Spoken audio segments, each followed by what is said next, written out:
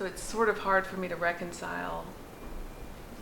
This cancer is back in, it's not going away permanently unless a cure is found. Yet I feel pretty good. So it's sort of difficult to wrap your mind around. So I started chemo this time in January, and last time in 2012 when I was on chemotherapy, it was successful in that it put me back into remission, and we watched my CA-125 cancer marker levels drop, and we watched my CAT scans get clean, and so we knew that it was working.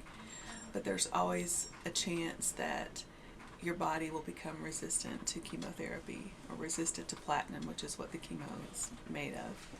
And so until you get some treatment under your belt and do some tests, you really don't know if the chemo is going to work.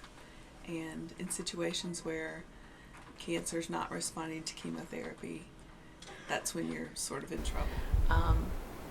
And I'm scared because I did feel like I beat this cancer, and so I wasn't totally surprised because we've been sort of watching those spots on my CT scans, but it did catch me off guard to be told we can treat your cancer and put you back into remission, but then it will not be a question of if your cancer comes back, it'll be a question of when your cancer comes back. And the hope is that you'll have the longest period possible of remission, because statistically the longer your remission, the better your survival rate. I think my biggest fear is that my body will stop responding to chemo, and then I'll be in trouble. You know, a lot of people in the beginning said, I don't know how you're going through treatment with a newborn, when in actuality that was a lot easier than going through treatment with a toddler, because a newborn, I held her and we laid around together and she had no idea what was going on, and that was a lot less physically challenging than a toddler who's into everything. Just yesterday she came across a photograph of the three of us taken when she was 10 days old, and I had just lost my hair, and it's just the three of our heads. And I said, who is that? She said, that's Daddy, and that's Mommy, and that's Maggie. And she didn't hesitate to say, that's Mommy, even though I was bald as an egg.